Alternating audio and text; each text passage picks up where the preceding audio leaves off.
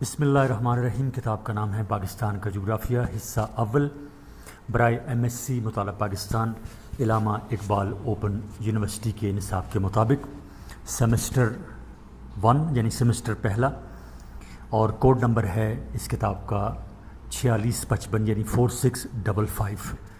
سب سے پہلے ہم دیکھتے ہیں فہرست مضامین۔ اس میں باب نمبر ہے اور اس کے سامنے صفحہ نمبر ہے۔ فہرست مضامین میں سب سے پہلا عنوان ہے تعارف اسلامی جمہوریہ پاکستان اور تاریخی پس منظر، صفحہ نمبر 9۔ تعارف صفحہ نمبر 9، انتظامی تقسیم صفحہ نمبر 12، پاکستان کا محل وقوع صفحہ نمبر 16، پاکستان کا تاریخی پس منظر صفحہ نمبر 18، برصغیر میں اسلام کی آمد صفحہ نمبر 22، تحریک پاکستان صفحہ نمبر 24۔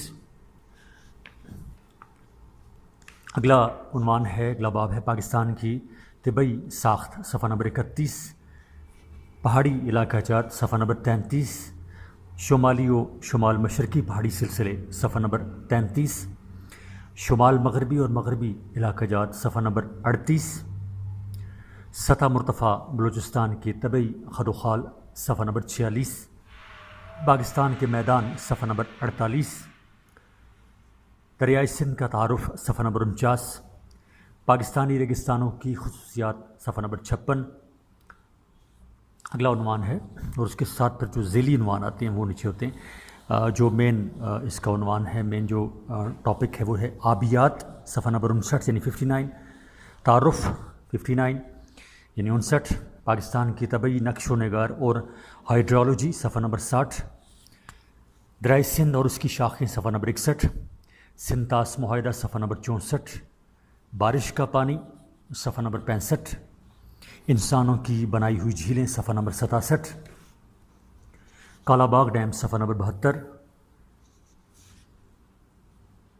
بیراجز صفحہ نمبر 77، نہریں صفحہ نمبر 78، دریائے سندھ کے نہری منصوبے صفحہ نمبر 84، سیمتھور صفحہ نمبر 88۔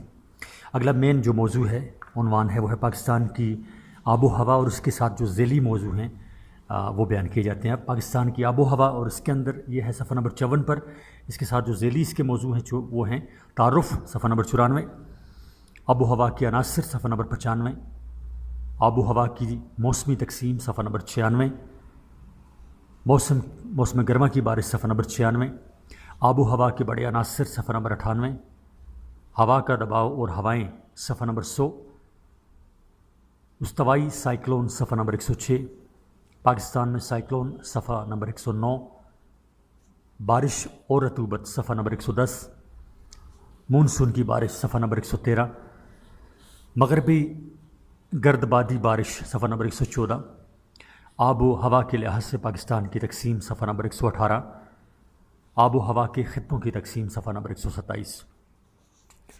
اگلا پانچواں جو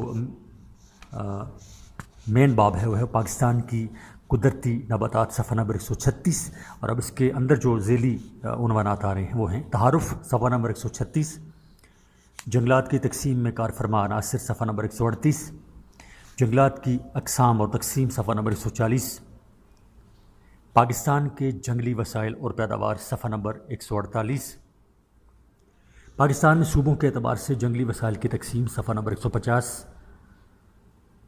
جھاڑی نما جنگلات صفحہ نمبر 155، جنگلات کے فوائد صفحہ نمبر 158۔ اگلا موضوع ہے، اگلا عنوان ہے پاکستان کی مٹی صفحہ نمبر 161 پر، اس کے ساتھ جو ذیلی عنوانات ہیں وہ ہیں تعارف صفحہ نمبر 161 پر ہی، مٹی سے مراد صفحہ نمبر 161 پر ہی، مٹی کی طبعی اور کیمیائی بناوٹ صفحہ نمبر 163 پر، مٹی کو تشکیل دینے والے عناصر صفحہ نمبر 165، پاکستان میں مٹی کی اقسام اور اس کی تقسیم صفحہ نمبر 169 یعنی 169، دوآبا کے علاقوں کی مٹی صفحہ نمبر 172۔ اگلا عنوان ہے زراعت، اور اس میں ہے حصہ اول جنرل صفحہ نمبر 178، اس میں ذیلی عنوانات ہیں تعارف صفحہ نمبر 178، پاکستان میں شعبہ زراعت کی اہمیت صفحہ نمبر 181، قیام پاکستان سے لے کر اب تک زراعت کی تاریخ کا ایک جائزہ صفحہ نمبر 182، 1972 کی زرعی اصلاحات صفحہ نمبر 184، ضیاء الحق کا دور صفحہ نمبر 186، بے نظیر اور نواز شریف کے ادوار صفحہ نمبر 186، پاکستان کے زرعی شعبہ میں پستی کے اسباب صفحہ نمبر 187۔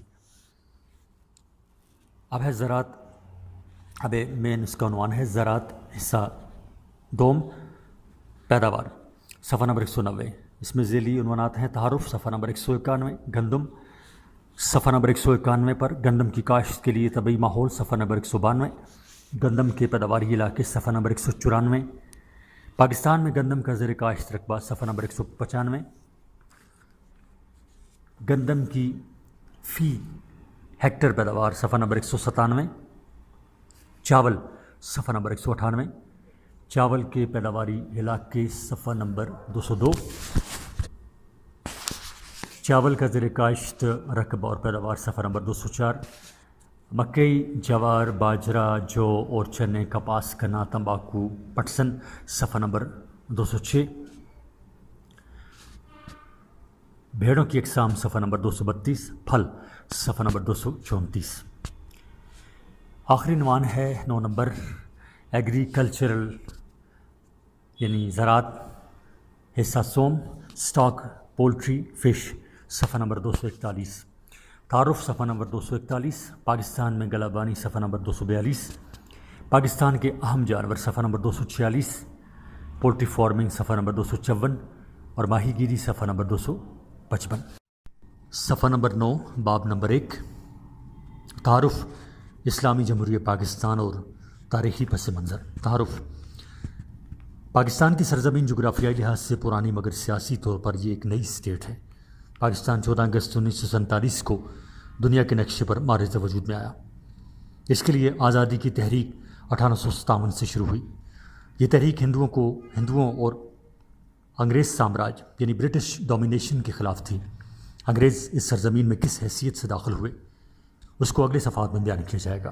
اصل بات یہ ہے کہ نظریاتی طور پر ابھرنے والی یہ تحریک برصغیر میں اپنی ایک نمایاں حیثیت رکھتی ہے۔ مسلمانوں نے برصغیر پر انگریزوں کے آنے سے قبل مسلمانوں نے 650 سال حکومت کی تھی۔ انگریزوں نے سازشی طریقوں سے اور مسلم حکمرانوں کی کمزوریوں سے فائدہ اٹھا کر یہاں کے باشندوں کو اپنا غلام بنا لیا۔ پاکستان ایک ترقی پذیر غریب ملک ہے اور یہ جدید ٹیکنالوجی کے حصول میں کوشاں ہے۔ غریب ملک ہونے کے باوجود اس کی آبادی تیزی سے بڑھ رہی ہے اور ایک بڑی آبادی کی اکثریت اس ملک میں رہ رہی ہے، جس کو سپورٹ کرنا ایک مسئلہ ہے۔ اس ملک پر قرضوں کا ایک بہت بڑا بوجھ ہے، جس کے اثرات تجارت اور ہر قسم کی معاشی سرگرمی پر پڑ رہے ہیں۔ پاکستان پھر بھی معاشی ترقی کے حصول کے لیے کوشاں ہے، حالانکہ معاشی حالات دن بدن دگرگوں ہوتے جا رہے ہیں۔ 1981 میں آبادی 84.3 ملین تھی، جو کہ 1972 سے 1981 کے دوران 3.1% کے حساب سے بڑھ گئی تھی۔ قدرت نے پاکستان کو بہت زیادہ وسائل سے نوازا ہے۔ ملک کا ایک بہت بڑا حصہ خشک یعنی ایرڈ ہے، لہٰذا زمین کو سیراب کرنے کے لیے بہت زیادہ ندیاں، نالے یعنی سٹریمز کھودنے پڑ رہے ہیں۔ علاوہ ازیں ملک کا ایک بہت بڑا رقبہ زرخیز میدانوں پر مشتمل ہے۔ اس ملک میں دھاتی معدنیات یعنی میٹلک منرلز کی کثرت ہے، مگر غیر دھاتی معدنیات کی قلت ہے۔ صفحہ نمبر 10۔ ملک میں کوئلے اور تیل کے بہت ذخائر ہیں، مگر ان سے استفادہ حاصل کرنے کی کوششیں جاری ہیں۔ ملک میں ہائیڈرو الیکٹرک پاورز کے وسائل محدود ہیں، مگر چھوٹے چھوٹے ہائیڈرل پروجیکٹ اپنی تکمیل کا مرحلہ پورا کر چکے ہیں۔ اگر ان وسائل کے ضمن میں پاکستان کا تجزیہ امریکہ، جاپان، چین، فرانس اور رشیائی اسٹیٹس یعنی رشین اسٹیٹس سے کیا جائے تو پاکستان کے پاس وسائل کم نظر آتے ہیں۔ اگر اس کا تجزیہ ہالینڈ اور بیلجیم سے کیا جائے تو پاکستان کی حالت قدر اچھی ہے، مگر معاشی ترقی کے لحاظ سے یہ ممالک پاکستان سے کہیں آگے ہیں۔ آزادی کے 58 سال بعد بھی لٹریسی ریٹ 32% ہے، کیونکہ یہ کتاب کی سنہ اشاعت سے 58 سال انہوں نے کہا ہے۔ اس میں 7.72% گریجویٹ اور 6% ٹیکنیکل تعلیم سے وابستہ افراد ہیں۔ دوسری طرف غیر متوازن سیاسی نظام نے بھی پاکستان کی معاشی ترقی میں رکاوٹیں پیدا کی ہیں۔ بار بار فوج کا اقتدار میں آنا اور بار بار آئین کا تبدیل ہونا اس ملک کا وتیرہ بن گیا ہے۔ اس کے اثرات قومی زندگی اور بین الاقوامی طور پر نمایاں مرتب ہوئے ہیں۔ غیر یقینی سیاسی صورتحال اور ہر دم تبدیل ہوتی ہوئی معاشی تبدیلیوں نے اس ملک کو تباہی کے دہانے پر کھڑا کر دیا ہے۔ اس کا اثر لوگوں کے معیاری زندگی اور پر کیپیٹا انکم فیکس آمدنی پر پڑا ہے۔ گھریلو بچت کاری یعنی ڈومیسٹک سیونگ میں پاکستان کی حالت بہت پتلی ہے، جو کہ گراس GNP نیشنل پروڈکٹ میں صرف 6% ہے، حالانکہ انڈیا میں اس کی مقدار 24%، سری لنکا میں 26% ہے۔ دوسری طرف پاک انڈیا کے درمیان ہونے والی جنگوں نے بھی پاکستانی معیشت پر گہرے اثرات مرتب کیے ہیں۔ علاوہ ازیں ایٹمی پاور ہونے کے ناطے بھی پاکستان کو غیر ملکی رکاوٹوں اور یورپی عتاب کا شکار ہونا پڑا۔ دوسری طرف دہشت گردی کی اصطلاح کو بھی پاکستان سے منسوب کرنے کی کوششوں نے بھی اسے دنیا میں الگ تھلگ جگہ پر کھڑا ہونے پر مجبور کر دیا ہے، لہذا اس کے دوررس اثرات بھی نتیجہ خیز ہو رہے ہیں۔ پاکستان نے ہر طرف اعلانیے نشر کیے کہ اسلام اور پاکستان کا دہشت گردی سے دور کا تعلق نہیں ہے، مگر پھر بھی دنیا کے اکثر ممالک اسے شک کی نگاہ سے دیکھ رہے ہیں اور اس پر ہر قسم کی معاشرتی اقتصادی پابندیاں یعنی سینکشنز عائد کرنے کے لیے اپنی اپنی پالیسیاں وضع کر رہے ہیں۔ پاکستان نظریاتی ریاست کے طور پر معرض وجود میں آیا، مگر یہاں پر مذہبی فرقہ بندی ایک رواج کی شکل اختیار کر گئی ہے۔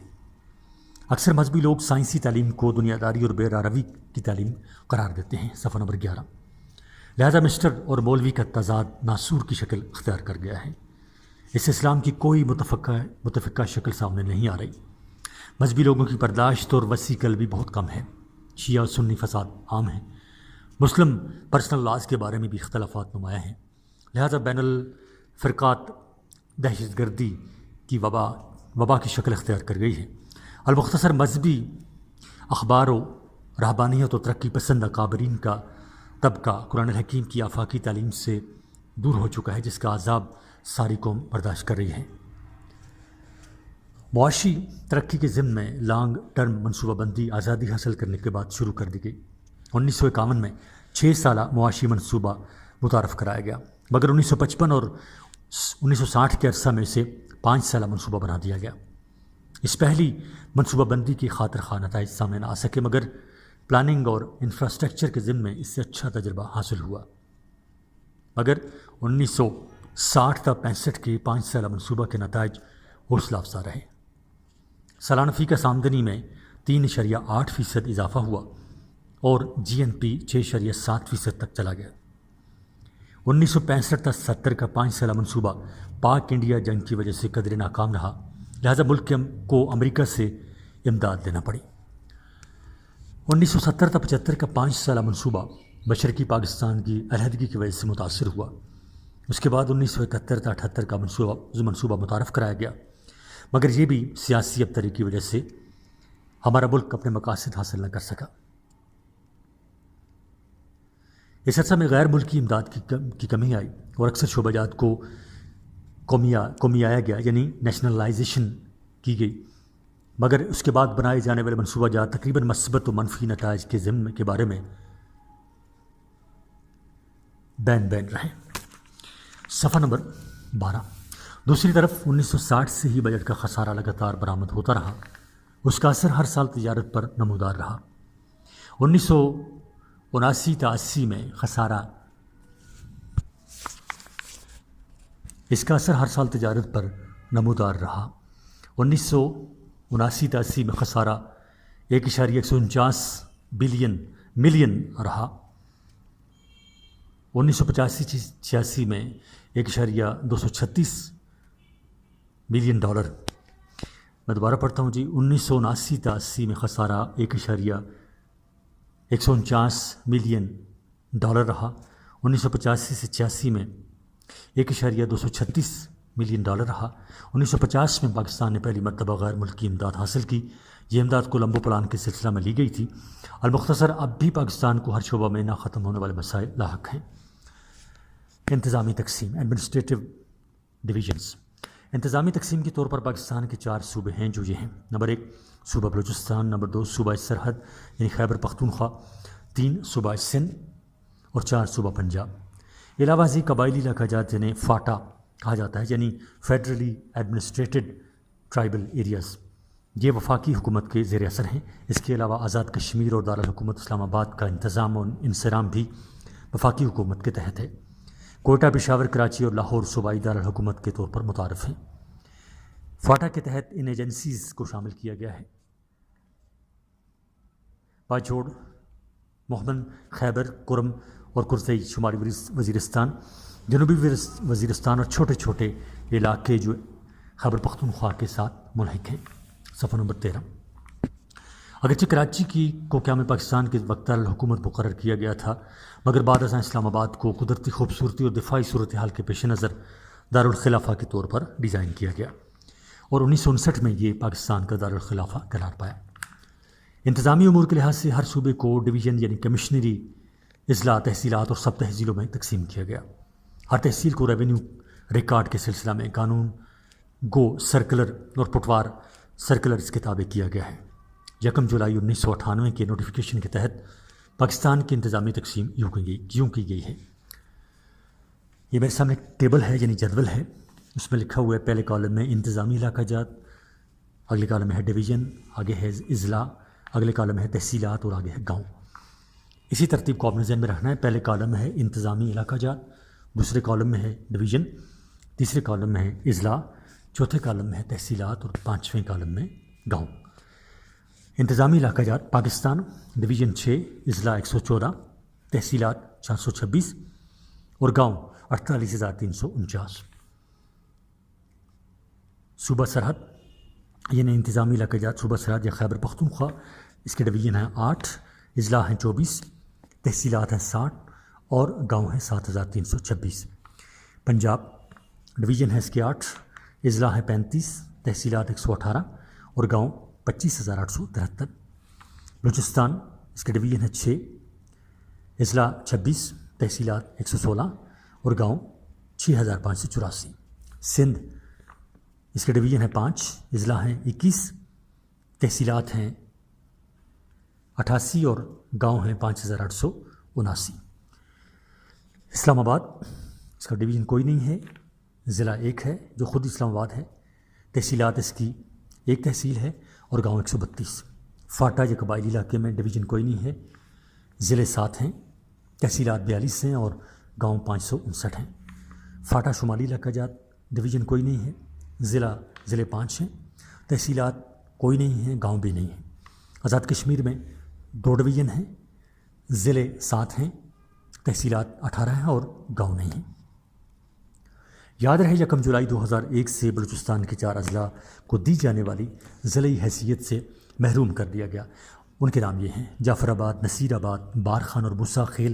بلوچستان کی 116 تحصیلوں میں اس صوبے کی 62 سب تحصیلات شامل ہیں۔ صوبہ پنجاب میں شیخوپورہ کے ضلع کی تقسیم کی گئی اور ننکانہ کو نئے ضلع کا درجہ دیا گیا۔ صوبائی انتظامی تقسیم یعنی پروونشل ایڈمنسٹریشن: نمبر 1، صوبہ سرحد یا خیبر پختونخوا۔ 1 جولائی 1998 کے نوٹیفیکیشن کے تحت صوبہ سرحد کو انتظامی لحاظ سے 7 ڈویژنز یعنی 124 اضلاع، 46 سب ڈویژن، 60 تحصیلات،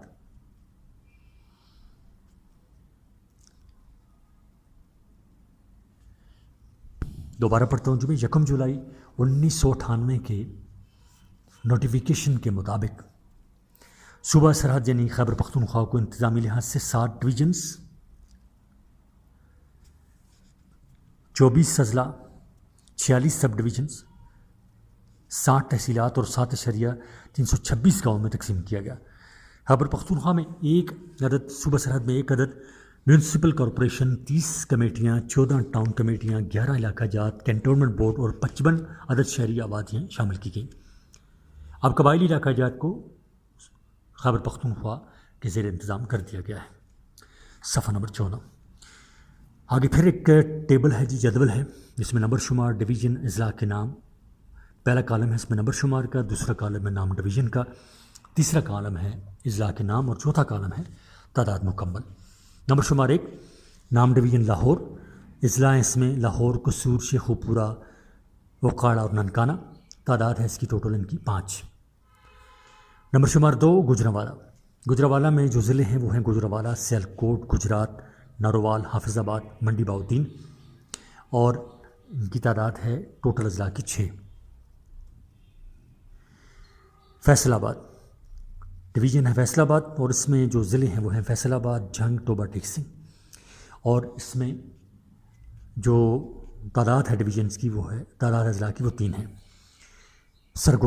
سرگودا میں جو اضلاع ہیں وہ ہیں سرگودا، میاں والی، بھکر اور خوشاب، یعنی 4 تعداد ہیں ان کی. راولپنڈی میں ڈویژن جو ہے وہ راولپنڈی ہے، اس میں اضلاع 4 ہیں، راولپنڈی، چکوال، اٹک اور جہلم. ملتان ڈویژن میں 6 اضلاع ہیں، ملتان، وہاڑی، ساہیوال، خانیوال، لودھنا اور پاک پتن. ڈیرہ غازی خان ڈویژن میں 4 اضلاع ہیں، ڈیرہ غازی خان، لیا، راجن پور اور مظفر آباد. اور بہاولپور ڈویژن میں 3 اضلاع ہیں، بہاولپور، رحیم یار خان اور بہاول نگر. 3 صوبہ سندھ. اس کی انتظامی تقسیم جو ہے، ڈویژنز 5، اضلاع 21، تحصیلات 88، سب ڈویژنز 72، گاؤں جات سب ڈویژنز 72، اور گاؤں جو ہیں وہ ہیں 5875. Metropolitan 1، municipal corporations 3، کمیٹیاں 35، towns committees 116، cantonment boards 8، شہری آبادیات 163. صوبہ سندھ کی انتظامی تنظیم، ایک ٹائم ٹیبل ہے اس کا، ایک ٹیبل ہے جدول ہے میرے سامنے، اس میں اسی طرح نمبر شمار، نام ڈویژن، اضلاع اور تعداد مکمل. سب سے پہلا اس میں ڈویژن ہے حیدرآباد، اس میں ہیں 4 اضلاع، حیدرآباد، دادو، بدین اور ٹھٹا. دوسرا ڈویژن ہے سکھر، اس میں ہیں 5 اضلاع، سکھر، خیرپور، گھوٹکی، نواب شاہ اور نوشہرہ فیروز. تیسرا اس میں ڈویژن ہے لاڑکانہ، اور اس میں اضلاع ہیں 3، لاڑکانہ، شکارپور اور جیکب آباد. چوتھا ڈویژن ہے کراچی، اس میں ہیں اضلاع 5، جنوبی کراچی، مشرقی کراچی، مغربی کراچی، ملیر اور وسطی کراچی.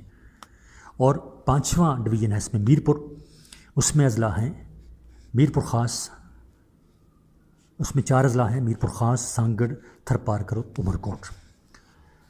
نمبر 4 صوبہ بلوچستان. اس صوبے کی انتظامی طور پر تقسیم جو ہے، صوبہ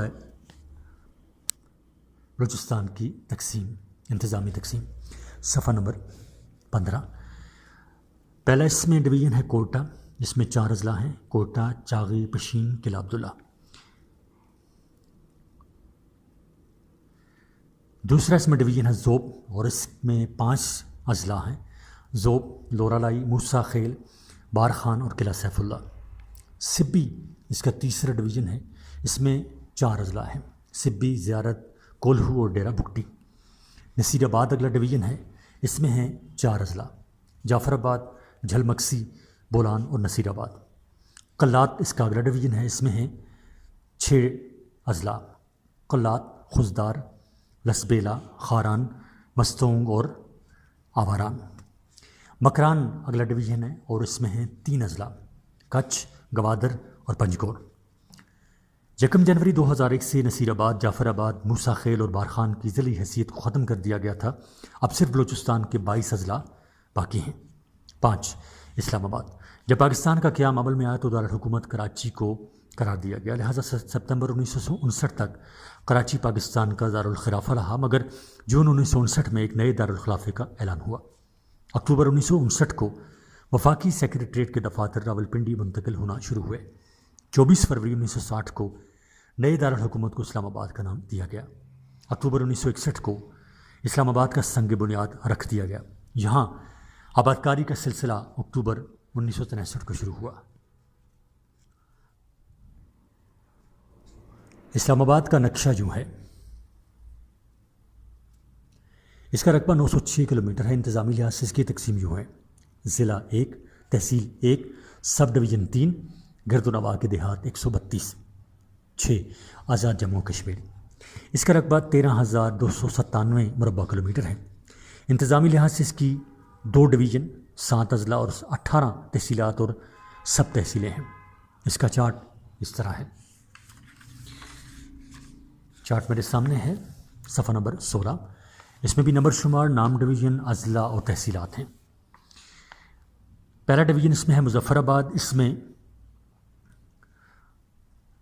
ضلع ہے ایک مظفر آباد، تحصیلات ہیں مظفر آباد، ہٹھیاں اور اٹھمکا۔ مظفر آباد ہی ڈویژن ہے، اس میں پھر ضلع ہے باغ اور تحصیلات ہیں باغ، حویلی اور تیرکوٹ۔ ڈویژن مظفر آباد ہی ہے، اس میں ہے اضلاع ہیں پونچھ اور راولہ کوٹ، اور تحصیلات ہیں راولہ کوٹ، ہجیرہ اور عباس پور۔ مظفر آباد ہی ڈویژن مظفر آباد ہی ہے، اور اس میں ضلع ہے پلندری، اور اس میں تحصیلات ہیں پلندری اور بلوچ۔ اگلا ڈویژن ہے میرپور۔ میرپور میں پہلا ضلع ہے کوٹلی، اور اس میں تحصیلات ہیں کوٹلی اور فتح پور۔ پھر میرپور ہی ڈویژن ہے، اس میں اگلا ضلع ہے میرپور، اور اس میں تحصیلات ہیں میرپور اور ڈوڈیال۔ میرپور ڈویژن کے اندر ہی پھر بھنبر ہے ضلع، اور بھنبر کے اندر تحصیلات ہیں برنالہ، سماہنی اور بھنبر۔ 7 شمالی علاقہ جات یعنی فاٹا۔ ان علاقہ جات کا رقبہ 70,332 مربع کلومیٹر ہے۔ انتظامی لحاظ سے شمالی علاقہ جات میں گلگت بلتستان کے 5 اضلاع ہیں، مثلاً دیامیر، گلگت، سکردو، گانچی وغیرہ۔ 1998 کی مردم شماری کے تحت ان علاقہ جات کی آبادی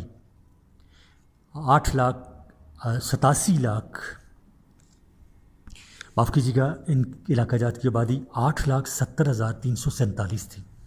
پاکستان کا محل وقوع۔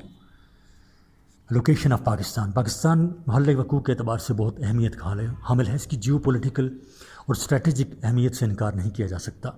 پاکستان 23.35 تھا، 37.05 سرز بل شمالی، اور 50 تا 60.50 طول بل مشرقی کے درمیان واقع ہے۔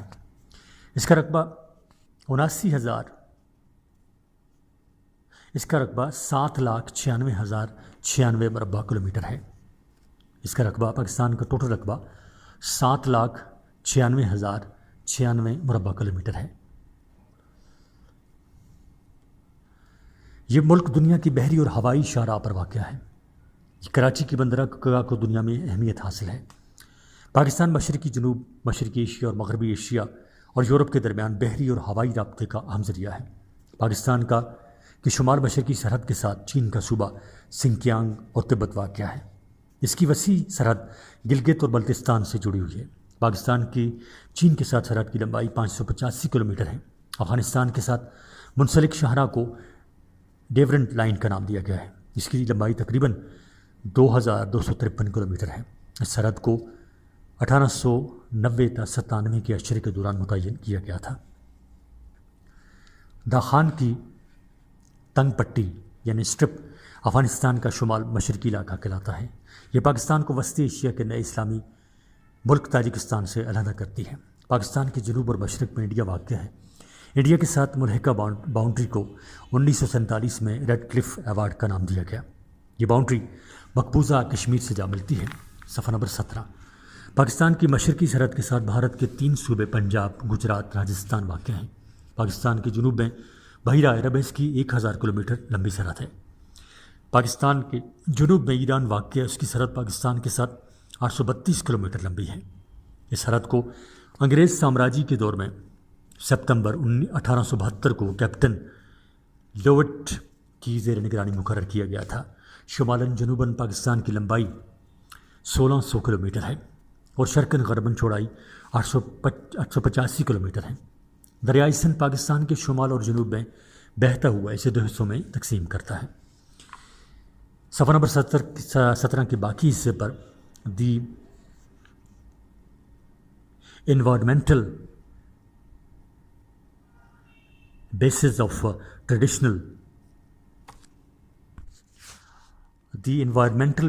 ٹریڈیشنل ایگریکلچر کا ایک خاکہ، تصویری خاکہ دیا گیا، ایک نقشہ دیا گیا۔ ہم چلتے ہیں صفحہ نمبر 18 پر۔ پاکستان کا تاریخی پس منظر، prehistorical view of Pakistan. Pakistan کی یہ تحریک بر صغیر میں ایک سنگ میل کی حیثیت رکھتی ہے۔ یہ ملک ہمارے ہر دل عزیز قائد جناب قائد اعظم محمد علی جناح رحمۃ اللہ علیہ کی زیر قیادت مسلمانان ہند کی جانباز کوششوں کی وجہ سے معرض وجود میں آیا۔ 2 قومی نظریہ کی جنگ 1857 میں شروع ہو گئی تھی۔ اس کے بانی سر سید احمد خان تھے۔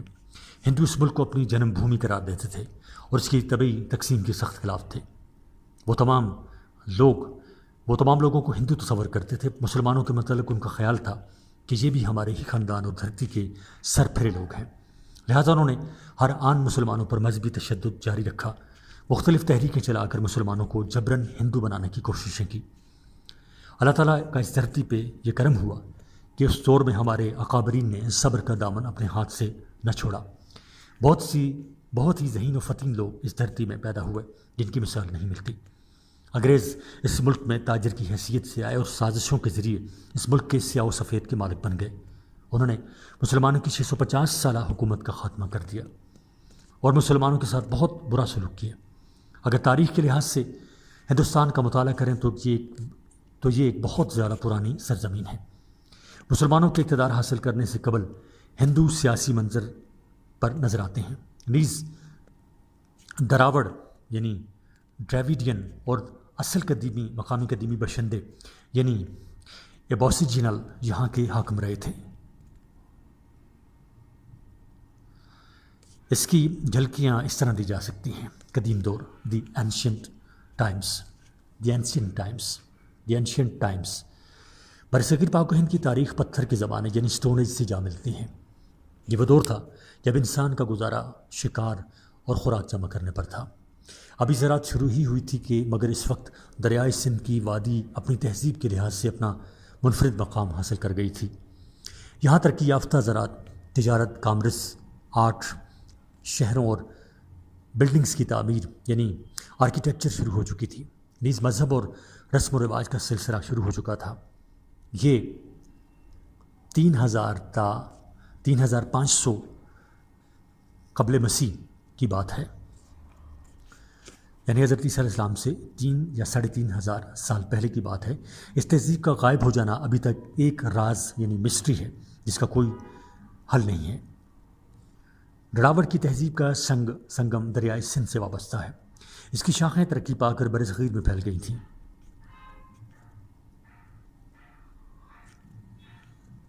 لہذا زراعت، مذہب اور سماجی ادارے وجود میں آ گئے۔ ڈراوڑ اور نے اس برصغیر کے وسیع حصہ پر قبضہ کر لیا تھا اور قدیم مقامی قبائلی باشندوں مثلاً سینٹال، مینڈا اور اون، بھل اور گوند کو پہاڑوں میں رہائش اختیار کرنے پر مجبور کر دیا تھا۔ صفحہ نمبر 19۔ ماہرین آثار قدیمہ کو اسلام آباد کے جنوبی علاقہ جات پوٹھوار اور کوہستان نمک میں انسانی آثار ملے ہیں۔ یہ آثار 10 بلین سال یعنی 1 کروڑ سال پہلے کے ہیں۔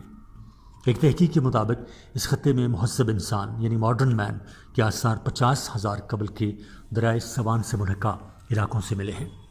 تقریباً 9,000 سال قبل بعد اس پر بسنے والے انسان نے جانور پالنے اور زراعت کا فن سیکھ لیا تھا اور سبسسٹنس ایگریکلچر یعنی گزارا موافق زراعت کا آغاز ہو چکا تھا۔ بعد ازاں بستیاں بسانے کا رواج شروع ہو گیا۔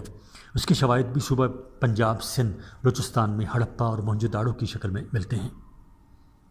برصغیر کی بعض جگہوں پر پرانی دنیا کے بندر اور نئی دنیا کے بندروں کے سراغ ملے ہیں۔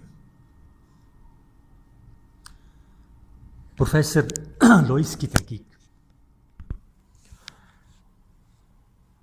برصغیر کی بعض جگہوں پر پرانی دنیا کے بندر یعنی سیروپیتھیسائڈز اور نئی دنیا کے بندروں یعنی سیپائڈز کے سراغ ملے ہیں۔ پروفیسر لوئس کی تحقیق۔ اس کی تحقیق 1951 میں منظر عام پر آئی۔ علاوہ ازیں پروفیسر گلاس کلارک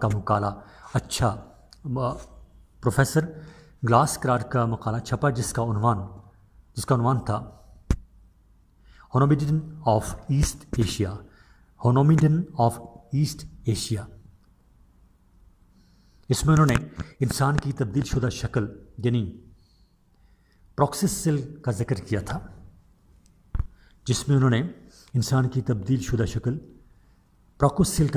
تھا، یہ ڈھانچے 25 ملین سال قبل کے تھے۔ اس قسم کے انسان کی خصوصیات یوں تھیں: چہرہ نسبتاً چھوٹا، آنکھوں کے اوپر ہڈی کا غبار اور دانتوں کی ترتیب انسانوں جیسی۔ یہ ڈھانچے وادی سون اور پٹھوار سے ملے جن سے یہ ثابت ہوتا ہے کہ یہ خطہ قدیم انسان کے وجود کا علاقہ ہے۔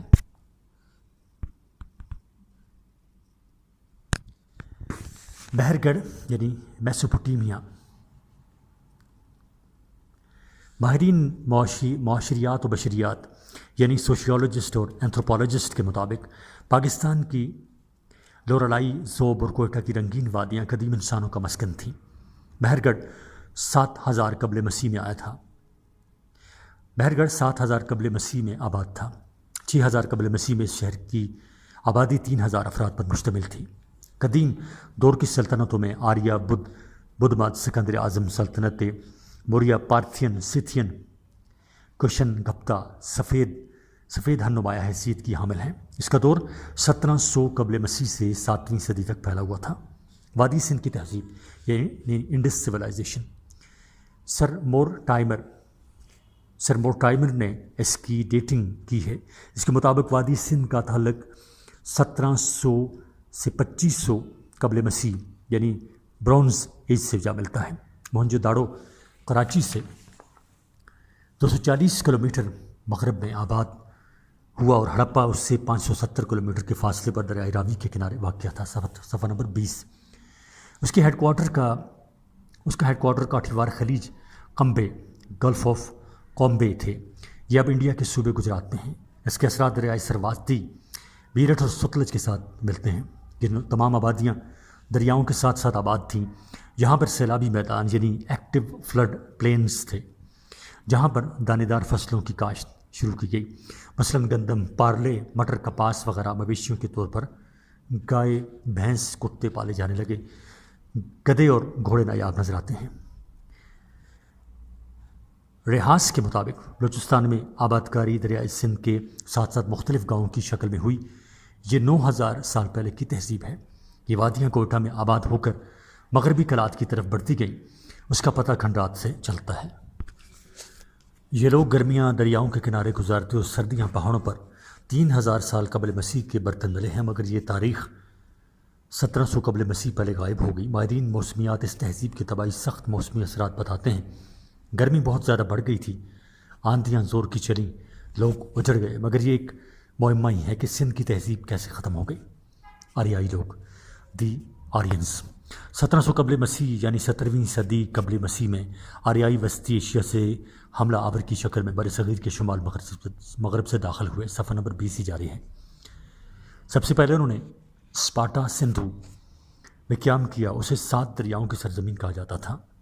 یہ کابل سے جمنا کی طرف پھیلی ہوئی تھی۔ آریاؤں نے اپنی جنگی شورش کو مشرق کی طرف رواں دواں رکھا اور انہوں نے کئی گنگا کے میدانوں پر قبضہ کر لیا۔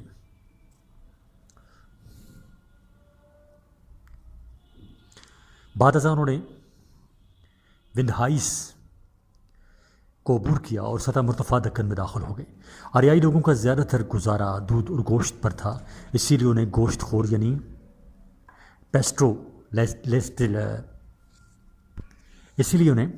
پیسٹوریلسٹ کہا جاتا ہے۔ گوشت خور یعنی پیسٹوریلسٹس، PASTORALISTS، پیسٹوریلسٹس کہا جاتا ہے۔ یہ قدرتی مظاہر مثلاً آگ، سورج، چاند، ہوا اور بارش کی پوجا کرتے تھے، مگر وہ ایک خدا پر بھی یقین کامل رکھتے تھے۔ ان کے مذہبی عقائد ڈارون کے ساتھ ملتے جلتے تھے، جس سے ہندو مت وجود میں آیا۔ یہ سندھ کی تہذیب سے پسماندہ تھے۔ انہوں نے وادی سندھ کی تہذیب کو چلتا کیا اور قدیم ترین مذہبی کتاب رگ وید مرتب کی۔ یہ انڈو یورپین زبان بولتے تھے۔ انہوں نے ہی رامائن اور مہابھارت جیسی کتابیں مرتب کی۔ گائے پالنا اور پوجا استحان ان کا شیوا تھا۔ ان کا خیال تھا کہ دھرتی ماتا کے کئی دیوتا ہیں۔ انہوں نے ذات پات کا سسٹم شروع کیا۔ ذات کا تعلق پیدائش سے کرتے تھے، نہ کہ کسی کے کارناموں کو مد نظر رکھ کر۔ کوئی بھی شخص دوسری ذات میں داخل نہ ہو سکتا تھا۔ انہوں نے 4 ذاتوں کو تشکیل دی اور معاشرتی بنیادیں رکھی، جو یہ ہیں۔ صفحہ نمبر 21۔ نمبر 1، برہمن۔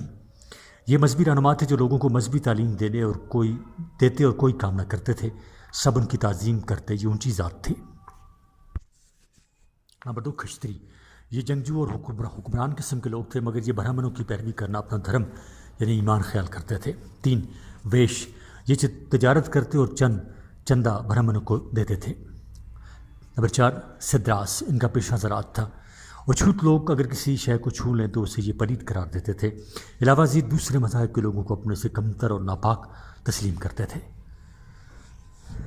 مورین بادشاہ اشوکا، دی موئرن کنگ اشوکا، اس کا دور 250 قبل مسیح کا ہے۔ یہ بہت بڑی سلطنت ہندوؤں کے زیر سایہ قائم ہوئی تھی۔ یہ سلطنت جنوب کے پینر ریور تک پھیل گئی تھی۔ یہ بات صحیح نہیں ہے کہ اشوکا ساری عمر ہندو رہا۔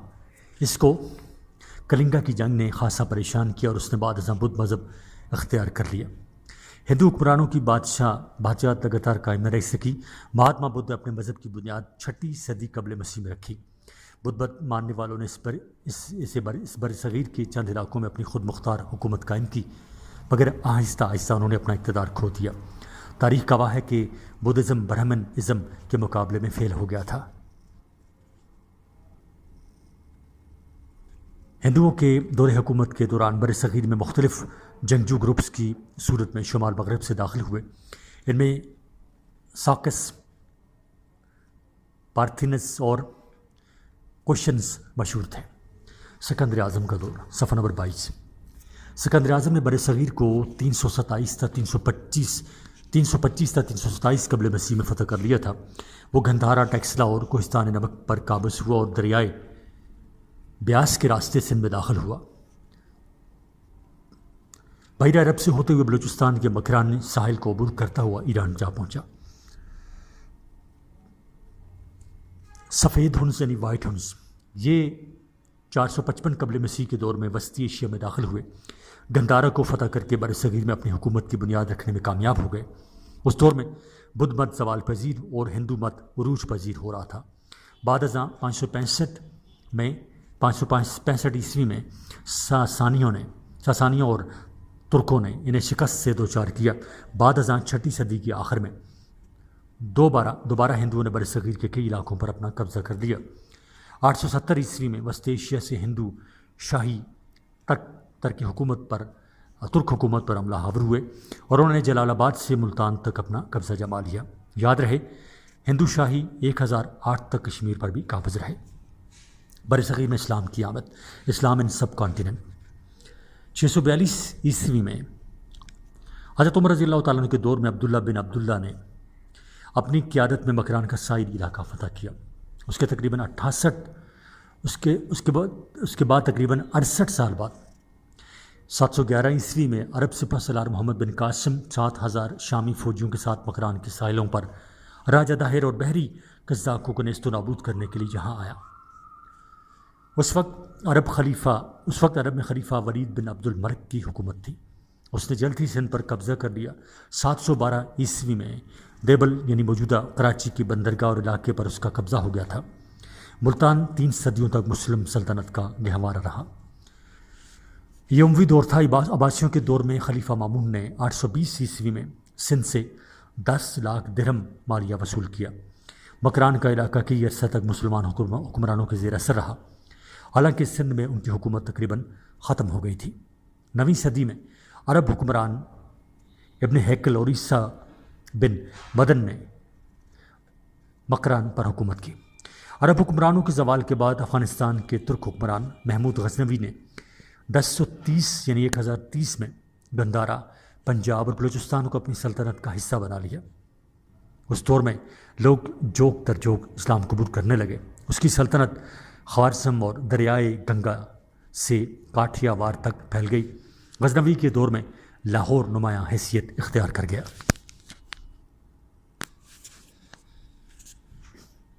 صفحہ نمبر 23۔ حکومت دریائے جمنا، دہلی اور اجمیر تک پھیل گئی۔ 13ویں صدی اور 14ویں صدی میں اس پر حملہ آور ہوئے، لہٰذا 1221 میں چنگیز خان دریائے سندھ کے مغربی کنارے تھا کہا گیا۔ بعد ازاں ظہیر الدین بابر جو تیمور کے شہر سمرقند سے آیا تھا، سلطنت دہلی کے تحت تخت پر جلوہ افروز ہوا۔ مغلیہ خاندان کی سلطنت کا آغاز 16ویں صدی میں ہوا، جبکہ دہلی کے آخری فرمانروا ابراہیم لودھی کو 1526 میں شکست ہوئی۔ مغلیہ سلطنت کا عرصہ 1526 تا 1856 تک رہا۔ مغلیہ دور میں آرٹ، کلچر، زراعت اور ہر قسم کے فنون لطیفہ کو ترقی دی گئی۔ مغلیہ سلطنت پاکستان، بھارت اور افغانستان کے کئی علاقوں تک پھیلی ہوئی تھی۔ 1540 تا 1545 کے دور میں اچانک فرید الدین شیر شاہ سوری نے ہمایوں کو شکست سے دوچار کر کے سلطنت مغلیہ کو اپنے نگین کر لیا۔ اس دور میں سڑک، ڈاک، زراعت نے مثالی ترقی کے ریکارڈ قائم کیے۔ اورنگزیب کی وفات کے بعد مغلیہ سلطنت دم توڑنے لگی، لہٰذا جلد ہی کئی ریاستیں آزاد شکل اختیار کر گئیں۔ 1739 میں ایران کے نادر شاہ ابدالی نے تخت دہلی کی دھجیاں اڑا دیں۔ نادر شاہ کی وفات کے بعد احمد شاہ درانی نے افغانستان میں اپنی حکومت کی بنیاد رکھی۔ بعد ازاں اس نے کشمیر اور پنجاب پر اپنا قبضہ کر لیا تھا۔ 19ویں صدی میں سکھوں کو عروج حاصل ہوا۔ انہوں نے 1830 تک افغانیوں کو شکست دے کر سرحد تک اپنا قبضہ جما لیا۔ رنجیت سنگھ کا دور 1799 تا 1839 تک رہا۔ اس نے اپنا دارالخلافہ لاہور کو قرار دیا، لہذا برصغیر کی غیر مستحکم سیاسی حکومتوں نے انگریزوں کے لیے یہ علاقہ حکومت کے لیے ہموار کر دیا، لہذا 17ویں صدی میں انہوں نے برصغیر میں اپنے قدم جما لیے تھے۔ اگر مسلمانوں کے اقتدار پر تنقیدی نگاہ ڈالی جائے تو یہ بات عیاں ہوتی ہے کہ ان کی حکومت خالص قرآنی بنیادوں پر نہ تھی۔ تمام اقوام بلحاظ مذہب کو اکٹھا رکھنا، ان کی حکومتی امور میں شامل رکھنا، ان سے شادیاں کرنا عام بات نظر آتی ہے۔ شاہی محل سازشوں اور عشق کے قلعے بن چکے تھے۔ صوفیزم کو عام کیا گیا۔ اکبر بادشاہ نے تو اپنا دین الہی قائم کرنے کے منصوبے تیار کر لیے تھے۔ یہ ہندوازم اور اسلام کو یکجا کرنے کی سازش تھی۔ دوسری طرف ایسٹ انڈیا کمپنی بھی جہانگیر کی آشیرواد سے قائم ہوئی۔ مختصر طور پر ہم یہ کہہ سکتے ہیں کہ برے اعمال ہی کو منہ کو لے ڈوبتے ہیں۔ انگریز، دی برٹش، انگریز برصغیر میں تاجر ہونے کے ناطے ایسٹ انڈیا کمپنی کی آڑ میں داخل ہوئے۔ انگلش تاجروں کی یہ باڈی ملکہ الزبتھ اول کی خصوصی مدد سے قائم ہوئی۔ 31 دسمبر 1960 کو یہ ٹریڈنگ کمپنی کی شکل اختیار کر گئی۔ پرتگیزوں نے اس کمپنی کے راستے مسدود کرنے کی جان توڑ کوششیں کی، وہ برصغیر میں اپنے قدم نہ تاکہ وہ اپنے برصغیر میں اپنے قدم نہ جمائیں۔ صفحہ نمبر 24۔ 1611 میں انگریزوں کے 3 بحری جہاز واپس برطانیہ بھیج دیے گئے، کیونکہ یہ سورت کی بندرگاہ پر لنگر انداز ہونا چاہتے تھے اور ان کی کمان بیڈلیٹن کر رہا تھا، مگر ایک سال بعد ہی تھامس بیسٹ نے سورت کے قریب پرتگیزوں کے دستوں کو شکست سے دوچار کر دیا۔ اس لڑائی میں پرتگیزوں کو خاصا نقصان ہوا۔ 1613 کو مغل بادشاہ جہانگیر نے انگریزوں کو سورت میں فیکٹری قائم کرنے کی دعوت دے ڈالی۔ اس کے 2 سال بعد نیکلس ڈاؤنٹن نے پرتگیزوں کو زبردست شکست دی۔ بعد ازاں سر تھامس رائے کو مغل عدالت کا سفیر بھی مان لیا گیا۔ 1619 میں انگریزوں نے سورت، آگرہ، بورچ اور احمد آباد میں اپنی فیکٹریاں قائم کر لیں۔ اس کمپنی کے چیف سینٹرز بمبئی، مدراس اور کلکتہ میں قائم کیے گئے۔ انگریزوں نے اپنے سازشی جال بچھانے شروع کیے۔ 1757 میں نواب سراج الدولہ کے ساتھ لڑی جانے والی جنگ پلاسی انگریزوں نے جیتی۔ اس وقت بنگال سب سے بڑا صوبہ تھا اور یہ بنگال، بہار اور اڑیسہ اور آسام کے کچھ حصوں پر مشتمل تھا۔ 1765 کو ایسٹ انڈیا کمپنی کو بنگال میں دیوانی عطا کی گئی۔ 1784 میں کمپنی نے نئی ملٹری پالیسی متعارف کرائی اور اس کے پاؤں برصغیر میں پھیلتے گئے۔ 18ویں صدی کے وسط تک اس کمپنی نے برصغیر پر تقریباً اپنا ہولڈ مکمل کر لیا تھا۔ 1857 کی جنگ آزادی میں برٹش کو برصغیر سے باہر دھکیلنے کی کوشش کی گئی، مگر یہ کوشش جلد ہی دم توڑ گئی۔ 1858 میں اس برصغیر میں انگریزوں کا مکمل قبضہ ہو گیا اور آخری مغل بادشاہ بہادر شاہ ظفر کو برما میں نظر بند کر دیا گیا۔ انگریز مسلمانوں کو ہمیشہ ہی اپنا دشمن نمبر 1 تصور کرتے تھے، کیونکہ انہوں نے مسلمانوں سے حکومت چھین لی تھی، لہذا برصغیر کے مسلمان ہمیشہ انگریزوں اور ہندوؤں کے عتاب کا نشانہ بنتے رہے۔ 1857 کی جنگ آزادی کے بعد تو مسلمانوں کے ساتھ گھناؤنا سلوک کیا گیا، ان کے لیے سرکاری ملازمتوں کے دروازے بند کر دیے گئے، لہذا مسلمان انگلش زبان اور مغربی تعلیم سے متنفر ہو گئے۔ 1858 میں آگے ہم پڑھتے ہیں، یہ ہم پڑھ چکے ہیں، تحریک پاکستان، موومنٹ آف پاکستان۔ تحریک پاکستان کا آغاز اسی وقت ہو گیا تھا جب بر صغیر میں لوگ مسلم ہو گئے تھے، مگر اس تحریک کی اصل بنیاد 1857 کی جنگ آزادی کے بعد منظر عام پر آئی۔ اس جنگ کے بعد مسلمانوں کی حالت دگرگوں اور خراب سے خراب تر ہوتی گئی۔ مسلمانوں پر ملازمتوں کے دروازے تقریباً بند کر دیے گئے۔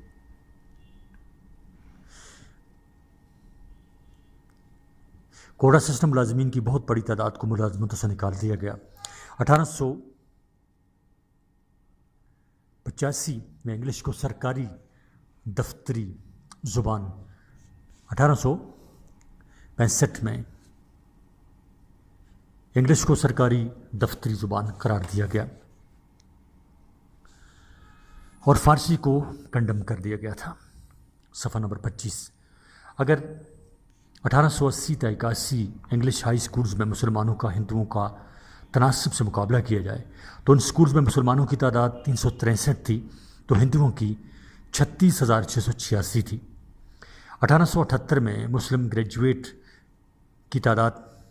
کی تعداد 57 تھی اور ہندوؤں گریجویٹس کی تعداد 3,155 تھی۔ لہٰذا ہندوؤں نے آہستہ آہستہ برٹش گورنمنٹ کی آشیرواد سے حکومتی مشینری کے اہم عہدوں پر فائز ہونا بھی شروع کر دیا۔ صفحہ نمبر 25 سے جاری ہے۔ نیز کاروباری اور زرعی زمین پر بھی زیادہ کنٹرول ہندوؤں کا تھا۔ یہ دور مسلمانوں کے لیے ایک تنگی کا دور تھا اور روشن خیال مسلمان کسی مسیحا کے منتظر تھے۔ لہٰذا مسلمانوں کو سر سید احمد خان کی شکل میں ایک مثالی رہنما میسر آ گیا۔ سر سید ایک ترقی خیال اور وسیع القلب انسان تھے۔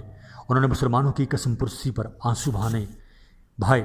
وہ مسلمانوں کے سچے غمخوار اور وسیع القلب انسان تھے۔ انہوں نے مسلمانوں کی قسم پرسی پر آنسو بہائے، وہ مسلمانوں کے سچے غمخوار تھے۔ انہوں نے حتی الامکان انگریزوں کو یقین دلانے کی کوشش کی کہ مسلمان امن پسند قوم ہیں، ان کی ایک خاص اکثریت ہے، لہٰذا انگلش حکومت کو ان کی طرف خصوصی توجہ دینی چاہیے۔ انہوں نے مسلم قوم کو بیدار کیا، ان میں تعلیم حاصل کرنے کا جذبہ پیدا کیا، انہیں انگلش زبان اور مغربی سائنسی علوم حاصل کرنے کی ترغیب دی۔ 1857 میں علی گڑھ میں اینگلو اورینٹل کالج قائم کیا۔ کالج کی رسمی افتتاح لارڈ لیٹن نے کی۔ 1921 میں سر سید کی وفات کے بعد یہ کالج یونیورسٹی بن گیا۔ 27 دسمبر 1886 کو تعلیمی منصوبے کو توسیع دینے کے سلسلہ میں محمدن ایجوکیشنل کانفرنس کی بنیاد رکھی گئی۔